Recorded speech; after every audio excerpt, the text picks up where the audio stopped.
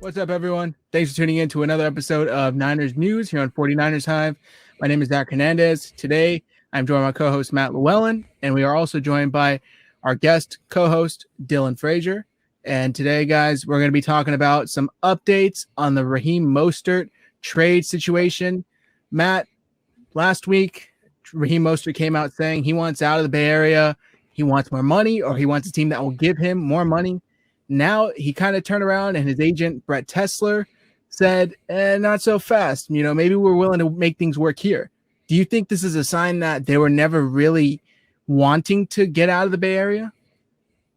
I think it's a sign that he's walking back something that he put out there and had no leverage for. He had signed the deal. Everybody knew that he signed the deal. He has 2 years left on the deal. He had a good season, but he still hasn't proved anything long-term.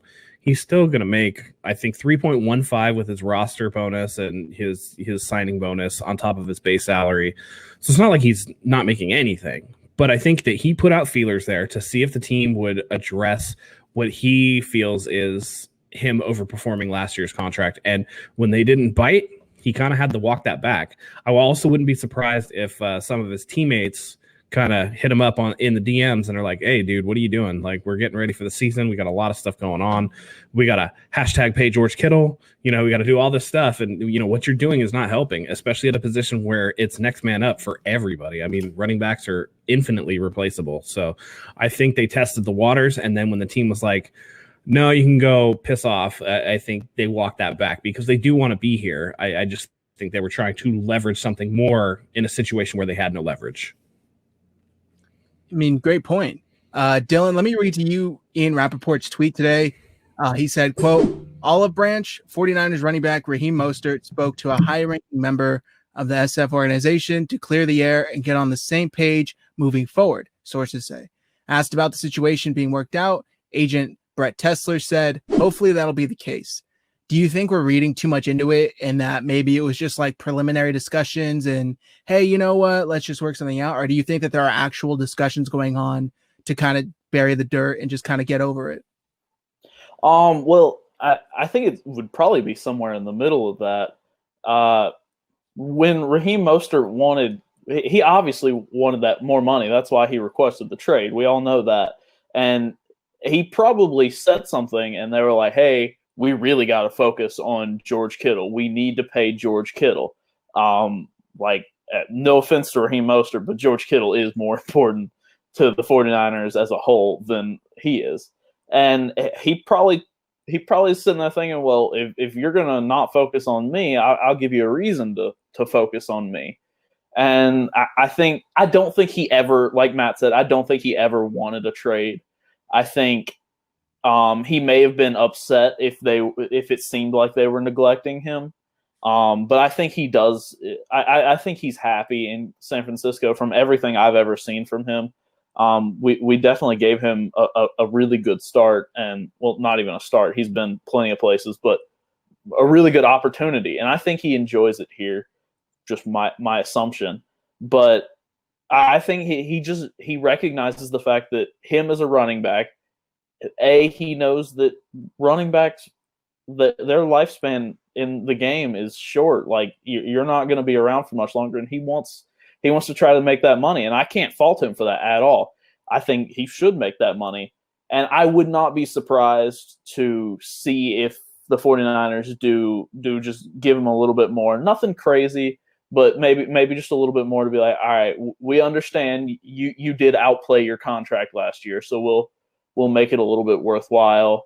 But they absolutely need to make George Kittle a priority first. Make sure you have enough money to pay him and still keep functioning, and then go ahead and help him out a little bit more.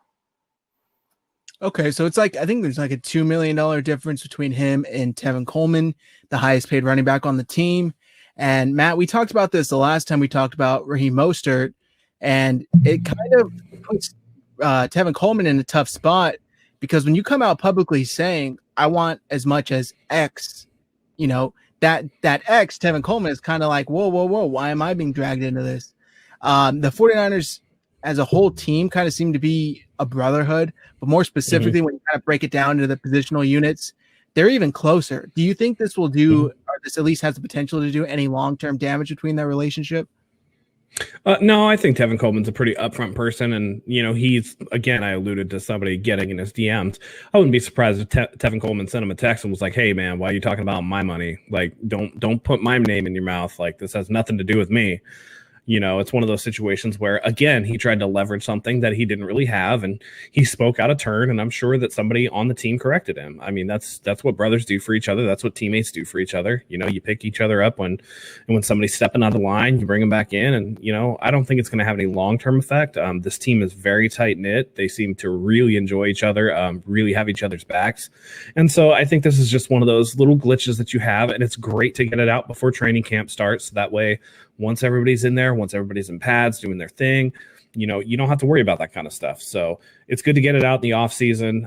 But still, it's one of those things where you can't put somebody else's name in your mouth, especially when it comes to money. Don't talk about other people's money. Don't talk about other people's wives. Like, there's certain rules, and Mostert kind of broke those rules. But again, considering how tight knit this team is, I wouldn't be surprised if some of the team leaders took him aside and was like, "Hey, man, we know you want to get the bag. Everybody wants you to get money and get paid, but now's not the time for that, especially how you're going about doing it." And as we addressed last week, that's the biggest thing, is how are you going about trying to get money and trying to get paid? Are you doing it the right way? Are you being stand-up about it? Or are you going about it in a way that could be detrimental to the team if you continue to push? So it's good that he's kind of walked back some of these comments, because it tells me that, hey, he recognizes that probably wasn't the best way to go about it. And we have unfinished business from the Super Bowl last year. So I'm going to let it go, see how things play out. I'm going to play to the best of my ability, be there for the team, just like they were there for me, and we'll see what happens.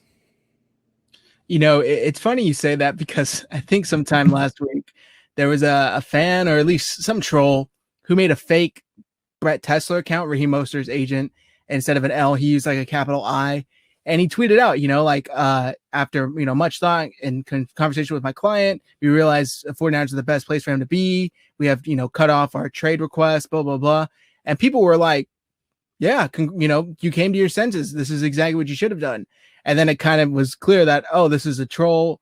This isn't a real tweet. But people were kind of like, that probably would have been the smartest thing for the agent to do. And now it kind of seems like that agent took a page out of the troll's book and is actually doing it. Dylan, if Raheem Mostert thinks, it's more him than the system, and to me, that's what I get out of this. If he's telling the Niners, you wouldn't have gotten these type of production with any back there, only me. What other teams do you think he could go to and have similar success, if any? Well, I think that while it is more of the system than it is him, I think he is like a great running back for the system, and probably the best one that we have on the roster. And so I would say he is the best running back for the type of offense that we run on our roster. And I think that showed. That's why he did so well. But it's not only like where he would fit in, but it's also who's looking for a running back that's willing to pay for that in the trade. I mean, in my opinion, you don't see too many running backs that are starting running backs just get traded around, because teams would rather just take their chances signing a free agent or drafting one. So, I mean, I don't know how many teams are desperately looking for running backs, because there's a lot of teams out there that have their guy already. I mean, and so I don't know who would really be seeking a running back that hasn't proven a whole lot. He proved he was good in the stint that he had, but he hasn't proven longevity yet. And B, somebody, that same person that would be willing to pay how much it would take for San Francisco to say, yeah, we'll trade our starting running back. That's a good point, especially after the draft and free agency has already concluded. Most of these teams are ready to roll into the season with who they have on their roster, barring any injuries, of course. So it's kind of really late into the year to try and request a trade. And he was putting the 49ers at a tough position to where it's like, they almost don't want to like look disrespectful and be like, good luck trying to get a trade. But at the same time, it's like, where are you going to go? You signed this contract last year. We're making good on our end, make good on your end. But Guys, that's going to do it for us today. Make sure you follow us on Twitter. Our handles are below on the screen. Make sure you like this video, subscribe to the channel, and comment your thoughts below.